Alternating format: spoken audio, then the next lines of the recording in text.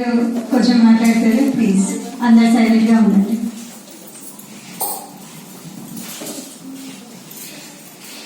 జై వాసవాంబ, మాతృదేవోభవ, శ్రీమాత్రే నమః.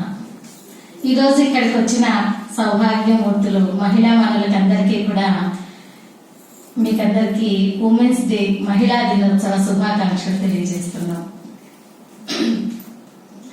మనము ఇప్పుడు 109వ మహిళా దినోత్సవాన్ని జరుపుకుంటున్నాం.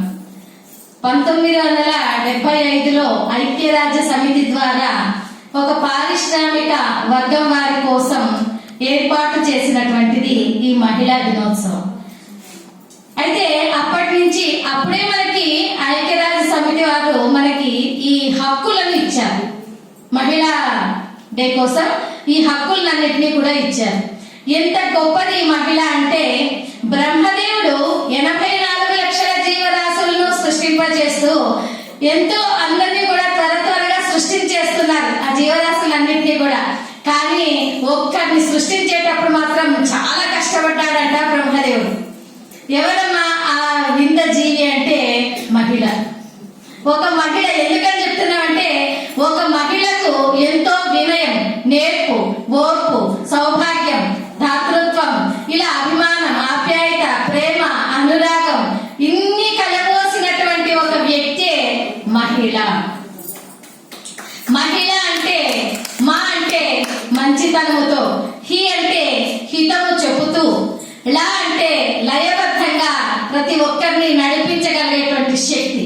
ఇంట్లో అయినా చూడండి, మంచి హితం. హితం అంటే ఏమా? సలహా. హితం అంటే సలహా. అటు భర్తకైనా, అటు అత్తగారికైనా, ఇటు తల్లిదండ్రులకైనా, పిల్లలకైనా, స్నేహితులకైనా మంచి మంచి హితవులు చెప్తూ, మంచి మనసుతో హితవు చెప్తూ ఉండేటువంటిది లయబద్ధంగా. ఎందుకు లయబద్ధంగా అన్నాను అంటే, లయబద్ధంగా అంటే క్రమబద్ధంగా, ఒక క్రమబద్ధంగా నడిపించేటువంటి తల్లి. ఒక సంసారాన్నైనా మరొక వివిధ రంగాలలో కూడా, అనేక రంగాలలో మన మహిళలు ఎంతో ముందున్నారు. అవునా? మనకి చదువును నేర్పించేటువంటి తల్లి అంటే, తల్లి స్థానంగా మొట్టమొదట విద్యాభ్యాసాన్ని పిల్లలకు నేర్పించేది ఎవరు? తల్లిగానే. ఇంట్లో తల్లిగానే మొట్టమొదట తల్లిగా విద్యాభ్యాసాన్ని నేర్పిస్తుంది. ఆ తర్వాతనే పిల్లలను స్కూల్ పంపుతారు. అవునా? అక్కడ ఉపాధ్యాయురాలు ఈ పిల్లలను తీర్చిదిద్దుతుంది. అటువంటి ఉపాధ్యాయ సేవ ఎంతో గొప్పది. ఎందుకంటే ప్రతిసారి కూడా ఒక్కొక్క సెక్షన్ లో 30 మంది అనుకుందాం.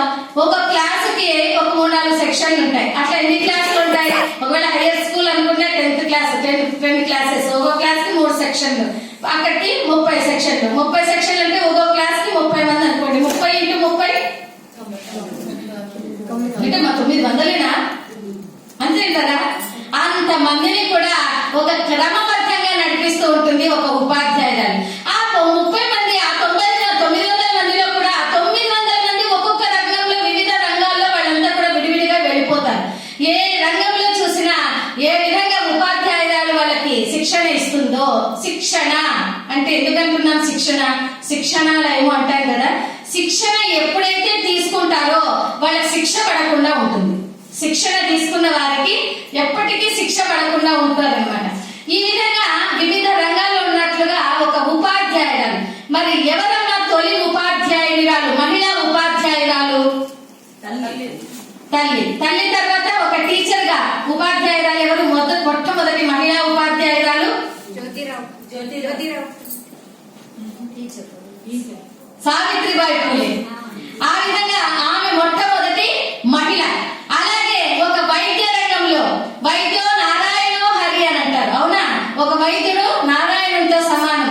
ఎందుకంటే నారాయణుడే వీరికి వచ్చి ఆరోగ్యాన్ని తీర్చిదిద్దక వైద్య రూపంలో వీరికి మానవ సేవయే మాధవ సేవ అంటూ ఒక డాక్టర్ ఎన్నో రకాల రోగాలను వాళ్ళకి తీర్చిదిద్ది అనారోగ్యం పోయి ఆరోగ్యంతో ఉండేలా చేస్తారు ఒక డాక్టర్. అలాంటి వైద్య వృత్తిలో ఒక మొట్టమొదటి మహిళ వైద్యురాలు ఎవరన్నా? కరెక్ట్ అమ్మా, ఆనంది జోషి. అలాగా వివిధ రంగాల్లో ఇక మొట్టమొదటి మహిళ గవర్నర్ ఎవరు? సరోజినీ నాయుడు. అలాగే మొట్టమొదటి మనకి ఐపీఎస్ అధికారి ఎవరు?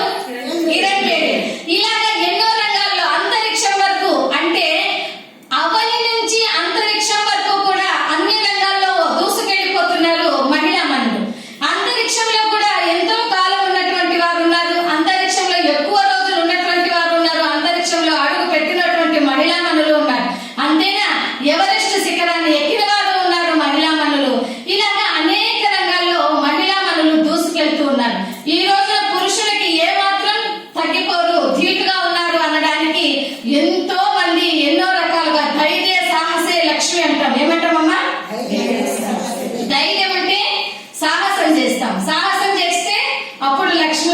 పరిపాలిస్తుంది. అలాగే